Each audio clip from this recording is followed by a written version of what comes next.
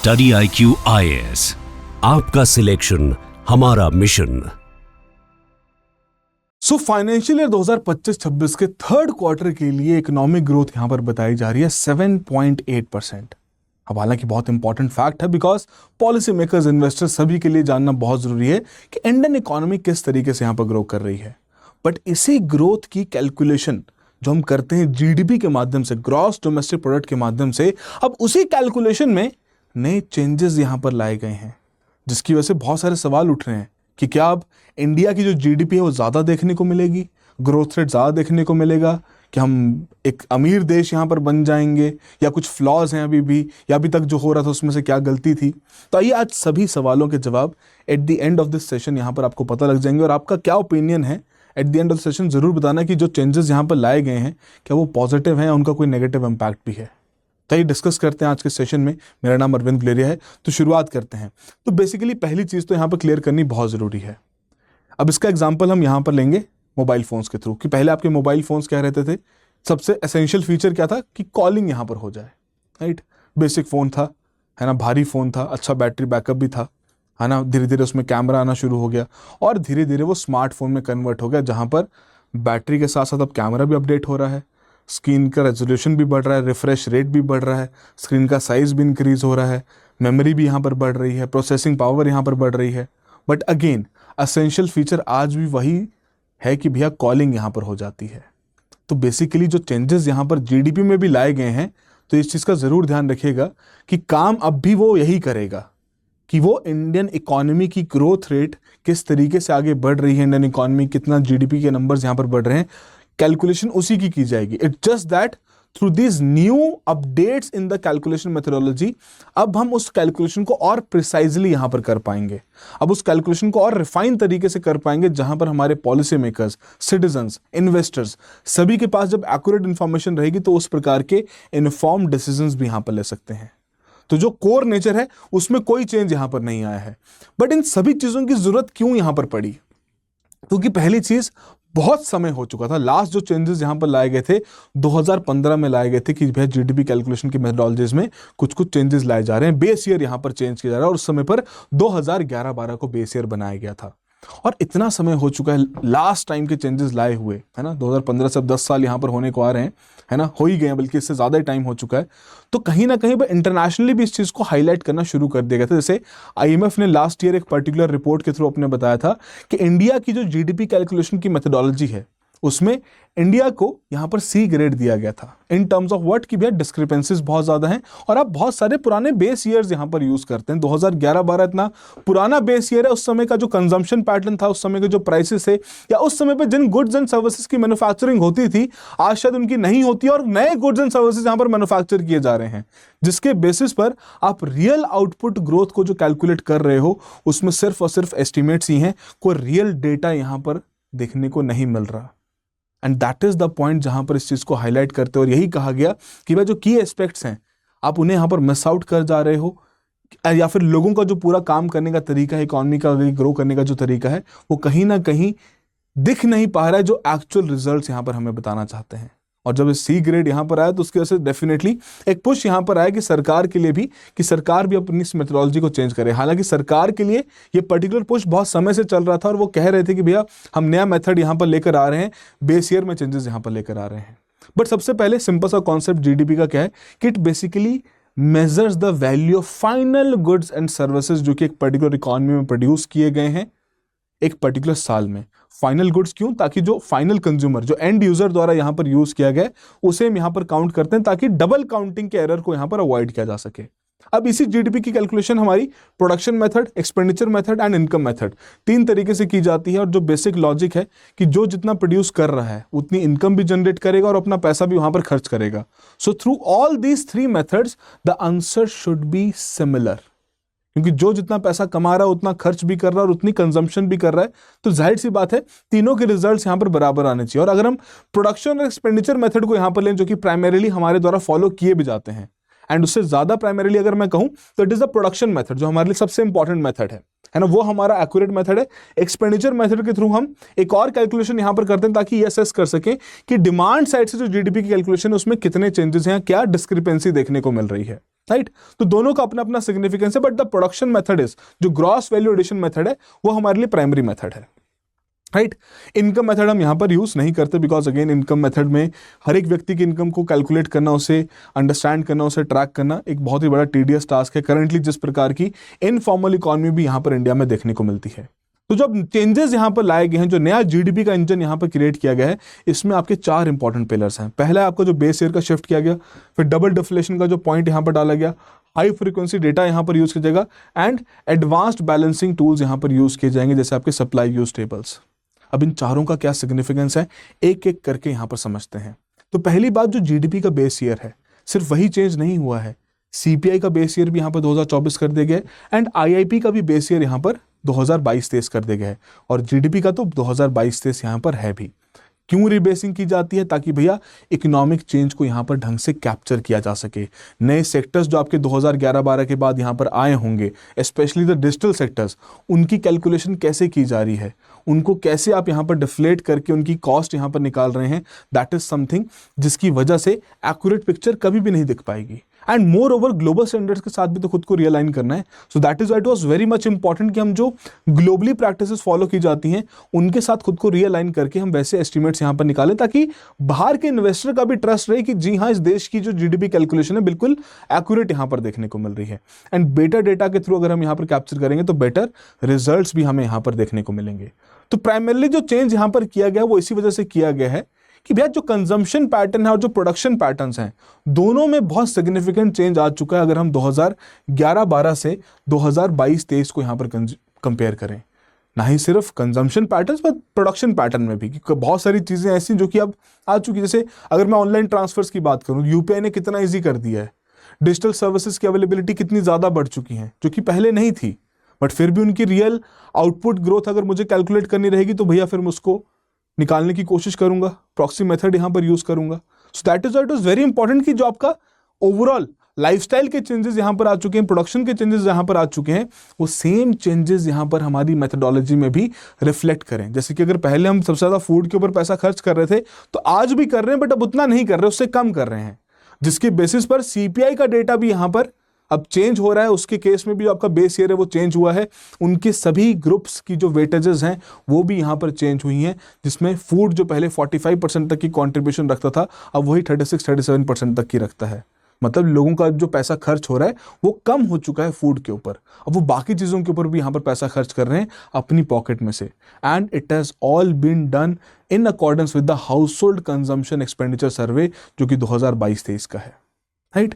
तो that is Y ये बहुत जरूरी था कि यहां पर हमारा बेस ईयर चेंज किया जा सके। पर अब फिर बात आती है कि भैया 2022-23 यहां पर क्यों बेस ईयर लिया गया?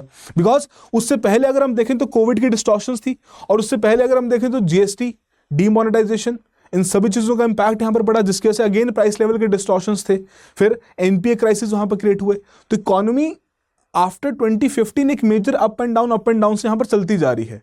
कोविड के बाद जो थोड़ी बहुत स्टेबिलिटी हमें देखने को मिली है वो 2022-23 में है, जिसकी वजह से इसी particular stable data rich data को इस ईयर को यहां पर यूज किया जाएगा एज अ न्यू नॉर्मल, और इसके बेसिस पर रियल इकोनॉमिक ग्रोथ को यहां पर कैप्चर किया जाएगा। तो देखो, रियल इकोनॉमिक ग्रोथ जब हम बार बार ये टर्म यूज करते हैं, आई होप सभी को क्लैरिटी यहां पर रहे कि क्या यहां पर डिस्कशन किया जा रहा है। तो क्विकली यहां पर इसको समझ लेते हैं कि रियल जीडीपी और नॉमिनल जीडीपी में किस प्रकार का फर्क है, राइट। तो रियल जीडीपी के केस में अगर हम यहां पर समझें,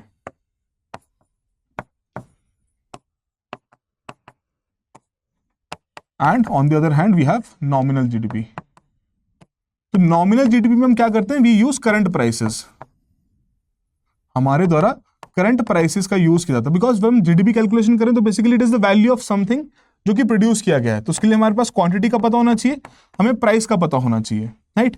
तो अब क्वांटिटी इनटू प्राइस जब हम यहां पर लगाएंगे, तो करंट प्राइसेस जब हम यहां पर यूज करेंगे, तो जाहिर सी बात है, हो सकता है भैया 2 सालों में जो जीडीपी ग्रोथ रेट हुआ है वो प्राइमरीली किसकी वजह से हुआ है, प्राइसेस बढ़ने की वजह से हुआ, पता नहीं लग पाएगा। That is why real GDP के केस में हम यहां पर यूज करते हैं बेस ईयर के प्राइसेस, ताकि प्राइसेस को फिक्स करके क्वांटिटी में कितना चेंज आया है उसे हम यहां पर इवैल्यूएट कर सकें, और उसी बेसिस पर आपका ये चेंज अगेन इस पर्टिकुलर केस में भी लाया गया कि रियल जीडीपी की कैलकुलेशन करने के लिए बेस ईयर बहुत ज्यादा जरूरी है। बिकॉज वही रिफ्लेक्ट करता है कि एक्चुअली में आउटपुट में कितना चेंज आया है, बिकॉज अगर प्राइस का फैक्टर वहां पर डाल देंगे तो हमें उतना आइडिया नहीं लगेगा, तो इन्फ्लेशन के साथ उसे एडजस्ट करना है तो रियल जीडीपी तो हमें यहां पर निकालनी ही रहेगी, right? So that is why this particular change was required and the new base year was set as 2022-2023. I hope ये पॉइंट सभी को यहाँ पर क्लियर हो गया हो कि एक्यूरेसी मेंटेन्ड रहे एंड किसी भी प्रकार के आर्टिफिशियल इन्फ्लेशन नंबर्स वहां पर उस एक्यूरेसी को इंपैक्ट ना करें। ऑलराइट, चलिए फिर आगे बढ़ते हैं। फिर बात आती है सिंगल डिफ्लेशन मेथड। अब डबल डिफ्लेशन यूज किया जा रहा है।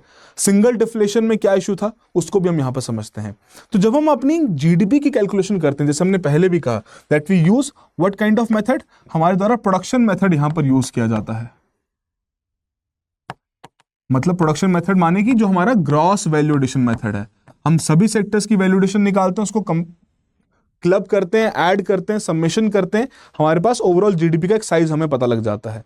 तो वैल्यू एडेड निकाल जाती है as a value of output minus value of input.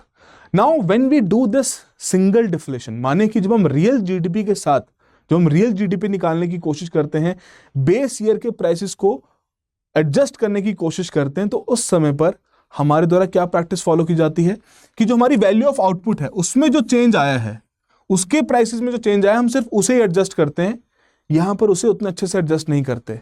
इनके प्राइसेस में जो चेंज आ रहा है उसे हम यहां पर एडजस्ट नहीं करते, सिर्फ और सिर्फ सिंगल डिफ्लेशन की मेथोडोलॉजी हमारे द्वारा यहां पर यूज की जाती है। इसको थोड़ा सा एग्जांपल के तौर पे समझते हैं, स्टेप बाय स्टेप कैलकुलेशन लेते हैं। मान लीजिए ईयर 1 जो आपका बेस ईयर है, उस समय पर आपकी जो आउटपुट है 1000 रुपए की है, इनपुट जो आपने यूज किए वो 700 रुपए के, दैट मीन्स आपकी जो वैल्यू एडिशन है वो 300 रुपए की यहां पर देखने को मिली है, राइट। सेकेंड ईयर जब आपका आउटपुट आया वो आपका 1100 रुपए का आया, मान सकते हैं क्वांटिटी में चेंज आया हो या नहीं आया हो, अभी हमें कोई आइडिया नहीं है। इनपुट्स में जो यहाँ पर वैल्यू लगी वो हमारी 880 रुपए की लगी है, ठीक है जी। अब यहाँ पर हम क्या मान रहे हैं कि जो हमारा इन्फ्लेशन है, आउटपुट इन्फ्लेशन जो है वो 10% का देखने को मिल रहा है। So what are we going to do is, हम जो हमारा आउटपुट का प्राइस है, जितना आउटपुट का वैल्यू क्रिएट हुआ है, उसको इन्फ्लेशन से एडजस्ट करने की कोशिश करेंगे with respect to base year. तो दैट मीन्स रियल आउटपुट हमारे पास यहाँ पर 1100 की थी, जो यहां पर हमने देखी, उसको डिवाइड कर देंगे 1.10 से, बेसिकली इन्फ्लेशन से एडजस्ट कर रहे हैं, मतलब 1000 रुपए की आउटपुट यहां पर इन terms of previous year prices यहां पर देखने को मिल रही है, राइट। वैसे ही एस्टिमेटेड इनपुट्स के केस में क्या करते हैं कि भैया कितना आपका रेशियो है, इनपुट्स का कितना ratio with respect to output, मतलब जैसे इनपुट ओवर आउटपुट का कितना रेशियो है बेस ईयर में, तो आपका इनपुट यहां पर 700 का है, आउटपुट यहां पर 1000 का है, तो 0.7 का रेशियो यहां पर निकलता है ना, कि 0.7 ऑफ द आउटपुट्स, जो आपका 70% ऑफ द आउटपुट्स है वो in the form of inputs यहां पर यूज किए जा रहे हैं, इसका ये मतलब है। उसके चलते अब आपकी रियल वैल्यू एडेड हमारी कैसे निकलेगी, 1000 minus 700 which is equal to 300, कि 300 रुपए का यहां पर वैल्यूडेशन होता हुआ देखने को मिला है, जिसके चलते हमारी जो रियल ग्रोथ है वो यहां पर 0% तक की देखने को मिल रही है। नाउ ये तो हुआ कि जहां पर हमने सिर्फ और सिर्फ क्या किया, जो आउटपुट के प्राइसेस से सिर्फ उन्हीं को एडजस्ट किया बेस ईयर के प्राइसेस के साथ, मतलब सिंगल डिफ्लेशन ही यहां पर हुआ है। यहां पर नया मेथड क्या कहता है, नया मेथड कहता है डबल डिफ्लेशन होना जरूरी है, कि आउटपुट के प्राइसेस को तो आप एडजस्ट करोगे ही, इनपुट के प्राइसेस को भी यहां पर एडजस्ट करना है। तो रियल आउटपुट जैसे यहां पर हमने निकाला कि भैया 1100 डिवाइडेड बाय 1.10 1000 का आया, तो उसी समय पर हम यहां पर क्या देखेंगे कि भैया इनपुट्स में क्या चेंज आया है। अब इनपुट्स के केस में हम यहां पर क्या एग्जांपल ले रहे हैं कि हमारे इनपुट्स की जो प्राइसेस हैं वो 20% से यहां पर बढ़े हैं। लेट अस अज्यूम दैट कि जो इनपुट के प्राइसेस हैं, इनपुट की जो इन्फ्लेशन है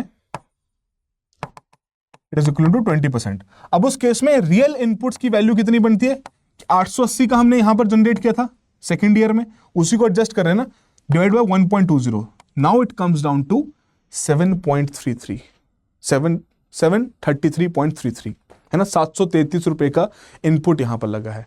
अब जब हम यहां पर रियल वैल्यू एडिशन कैलकुलेट करेंगे कि भैया 1000 adjusted price of output and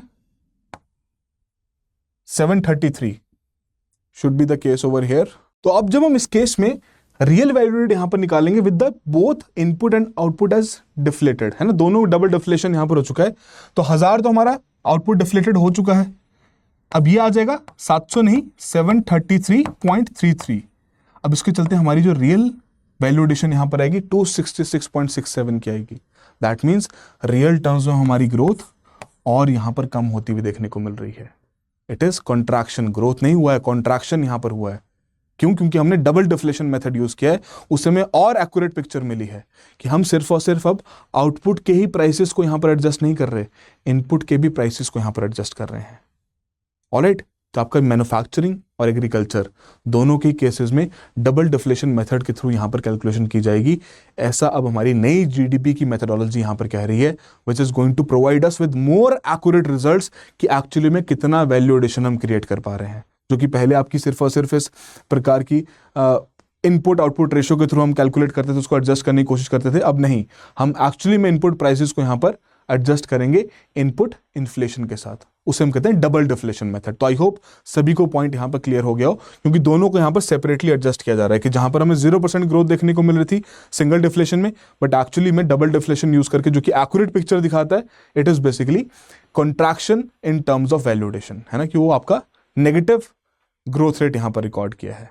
so that is the point कि जब हमारे लिए और बेहतर कैलकुलेशन क्रिएट करने का यहां पर टारगेट रखा गया, राइट। अपार्ट फ्रॉम दैट, जो पुराने डेटा सेट्स हम यूज करते थे, सर्विस यूज करते थे जीडीपी कैलकुलेट करने के लिए, या कॉर्पोरेट्स का जो डेटा रहता था उसे हम यूज करते थे, तो उससे भी हमें बहुत एक्यूरेट पिक्चर नहीं मिलती थी। तो यहाँ पर सरकार क्या बोल रही है कि अब हम भैया हाई फ्रिक्वेंसी इंडिकेटर्स का यूज करेंगे, जीएसटी और एमसीए का डेटा यूज करेंगे, पीएलएफएस जो आपके और बाकी एसयूज का जो डेटा है इन्हें यहाँ पर यूज करेंगे, ताकि अगेन हमारे पास गिग वर्कर्स का भी कैप्चरिंग हो सके, सेल्फ एम्प्लॉयड वर्कर्स की भी कैप्चरिंग हो सके, इनफॉर्मल स्ट्रक्चर जो है हमारा उसका भी यहाँ पर कैप्चरिंग किया जा सके, राइट। पीएफएमएस का हम डेटा यहाँ पर यूज करेंगे गवर्नमेंट की स्पेंडिंग को एक तरीके से कैप्चर करने के लिए, ई वाहन का डेटा यहाँ पर यूज करेंगे। तो ऐसे बहुत सारे indicators, high frequency indicators use किए जाएंगे ताकि और बेहतर तरीके से डेटास की अवेलेबिलिटी हो, उतनी बेहतर तरीके से जीडीपी की कैलकुलेशन भी यहां पर हो सके। And the whole point is कि जो डिस्क्रिपेंसीज हमें देखने को मिलती हैं जब हम जीडीपी को दो तरीके से कैलकुलेट करते हैं, one from the production side and other from the expenditure side, उन डिस्क्रिपेंसीज को भी कम से कम यहां पर रखा जा सके। तो यही टारगेट रखते हुए यहां पर सरकार द्वारा इनिशिएटिव्स लिए गए हैं और इसको चेंज किया गया है। अपार्ट फ्रॉम दैट, वही हमारा प्रोडक्शन अप्रोच बेसिकली क्या दिखाता है, ये दिखाता है हमें सप्लाई साइड की पिक्चर, जिसे हम कहते हैं सप्लाई साइड का जीडीपी हमें दिखाता है। वहीं एक्सपेंडिचर मेथड हमें यहां पर दिखाता है डिमांड साइड की जीडीपी, राइट। अब इन दोनों के केस में हम यहां पर क्या देखते हैं कि हमारे पास जब जीडीपी के नंबर्स कैलकुलेट किए जाते हैं तो वहां पर एक डिस्क्रिपेंसी का डेटा रहता है कि हम जनरली, ये हमारे लिए फिक्स है, इसको हम फाइनल मानते हैं। हम क्या करते हैं, अपने एक्सपेंडिचर वाले डेटा को, एक्सपेंडिचर वाले अप्रोच से जो हमारे पास जीडीपी का नंबर आता है उसे हम इसके साथ एडजस्ट करते हैं बाय एडिंग और सबट्रैक्टिंग द डिस्क्रिपेंसीज। अब यहां पर वही चीज कही जा रही है कि हमारे द्वारा सिस्टमैटिक यूज किया जाएगा सप्लाई यूज टूल्स का या सप्लाई यूज टेबल्स का, बेसिकली जहां पर हम क्या चाहते हैं कि एक बैलेंस बरकरार रहे कि कितना सामान यहां पर सप्लाई हो रहा है और कितना उसके ऊपर खर्चा हो रहा है, उसकी एक ट्रांसपेरेंसी बरकरार रहे, ताकि ओवरऑल जो पिक्चर हम कैप्चर करना चाहते हैं दोनों साइड की, डिमांड और सप्लाई साइड की, वो पिक्चर फिर हमें सेम देखने को मिले, राइट।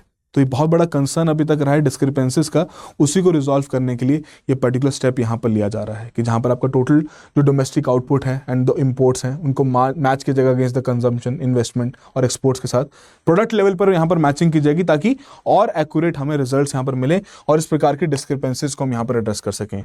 और अगर आप नोटिस करोगे, जो सरकार ने अभी रिसेंटली अपना नई मेथडोलॉजी के हिसाब से डेटा सेट रिलीज किया है, तो उसके हिसाब से 2022-23 के लिए वो क्या कह रहे हैं कि हमने 2022-23 के लिए सभी चीजें इन इंप्रूव्ड मेथडोलॉजी से जब यूज किया, उसको कैलकुलेट किया, तो यहां पर उनके लिए अब जो डिस्क्रिपेंसीज के नंबर हैं वो अब यहां पर 0 देखने को मिल रहे हैं।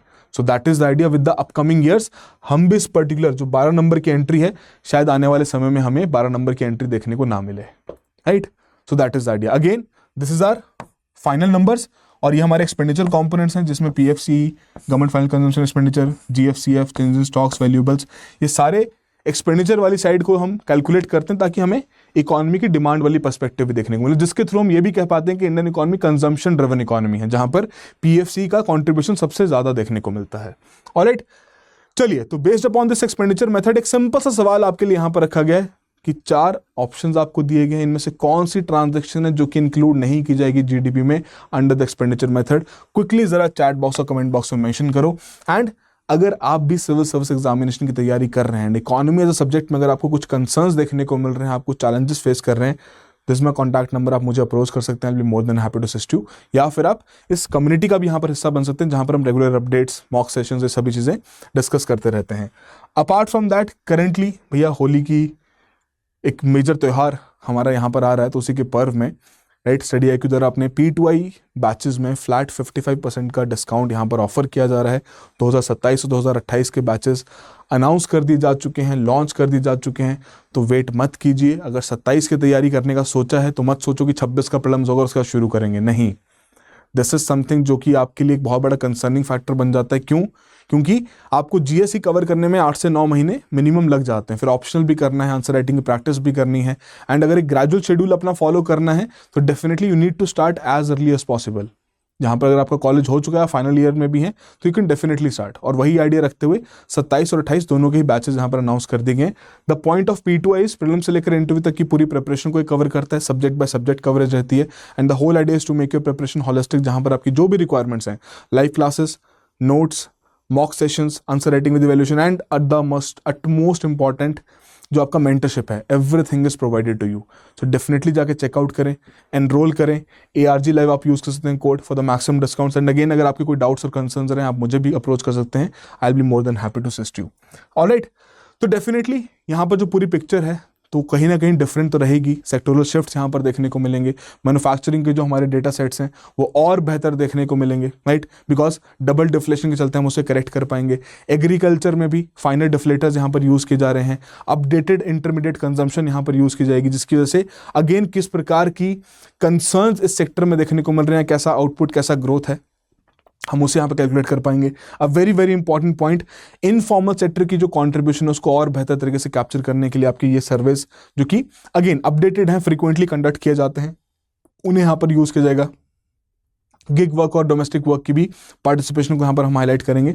एंड गवर्नमेंट की पार्टिसिपेशन, गवर्नमेंट की स्पेंडिंग को देखने के लिए PFMS का जो डेटा है उसी को यूज यहाँ पर किया जाएगा। सो दैट मीन्स डेफिनेटली कहीं ना कहीं ये पर्टिकुलर सेक्टर्स की जो अपडेशन यहाँ पर होगी उसकी वजह से ओवरऑल GDP के नंबर्स फिर डेफिनेटली उस प्रकार के चेंज भी यहाँ पर हाईलाइट करेंगे। एंड मोर ओवर एक बहुत इंपॉर्टेंट पॉइंट यहाँ पर है ये हमारे लिए कि ये दोनों चीज़ें बहुत क्रूशियल हैं, चाहे वो हमारा ये पर्टिकुलर इनफॉर्मल सेक्टर हो या फिर गवर्नमेंट की स्पेंडिंग हो, है ना। क्योंकि सरकार बढ़ चढ़ के यहाँ पर पैसा खर्च करती है, पर जब हम उसको अच्छे से ट्रैक नहीं कर पाते हैं, उस डिसबर्समेंट की ट्रैकिंग अच्छे से नहीं हो पाती, तो डेफिनेट सी बात है जो उसका कॉन्ट्रीब्यूशन है GDP में हम उसको भी अंडरस्टैंड नहीं कर पाते। सो दैट इज द पॉइंट कि ये पर्टिकुलर चेंजेस लाना यहाँ पर बहुत ज़्यादा आवश्यक भी थे, कि जो पहले ब्रॉड बर्ड एस्टिमेट्स यहाँ पर यूज़ किए जाते थे, अब एक्चुअली में आपके PFMS का जो डिसबर्समेंट डेटा है उसके थ्रू हम GDP की कैलकुलेशन यहाँ पर देख पाएंगे।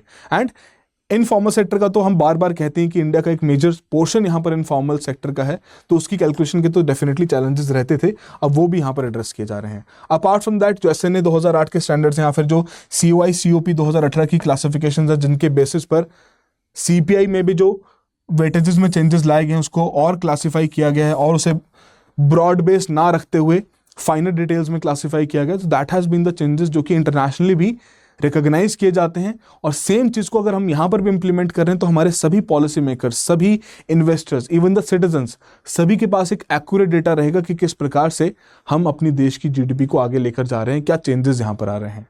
तो क्या मतलब इसका ये है कि हम महंगे इकोनॉमी यहाँ पर बन जाएगी या we are going to be more richer or India is going to be more richer? No. Will the growth rates will be revised? Definitely yes, because हम यहाँ पर अब कोशिश कर रहे हैं बेहतर तरीके की ट्रैकिंग करने की, और जितनी बेहतर ट्रैकिंग रहेगी उतनी बेहतर यहाँ पर पॉलिसी मेकिंग भी देखने को मिलेगी। सो दैट इज द पॉइंट कि हमारे लिए आने वाले समय में विकसित भारत के गोल्स को पूरा करने के लिए इस प्रकार की ट्रैकिंग बहुत ज़्यादा आवश्यक है, क्योंकि जितनी बेहतर ट्रैकिंग उतने अच्छे पॉलिसी इनिशिएटिव्स होंगे, उतना बेहतर हमारा इम्पैक्ट हम असेस कर पाएंगे। इम्पैक्ट को असेस कर पाएंगे तभी पॉलिसीज को रिकैलिब्रेट कर पाएंगे। ऑलराइट, तो ये एक मेजर चेंज यहाँ पर आया है इंडिया की GDP कैलकुलेशन में। Definitely exam point of view से बहुत बहुत ज़्यादा इंपॉर्टेंट है, तो डेफिनेटली जाके इसे अपने नोट्स में कंपाइल कीजिए। एंड आपका क्या ओपिनियन है इस चेंज को लेके कमेंट बॉक्स और चैट बॉक्स में जरूर मेंशन कीजिए। So that will be all the very best, have a good preparation. Study IQ IAS, आपका सिलेक्शन हमारा मिशन।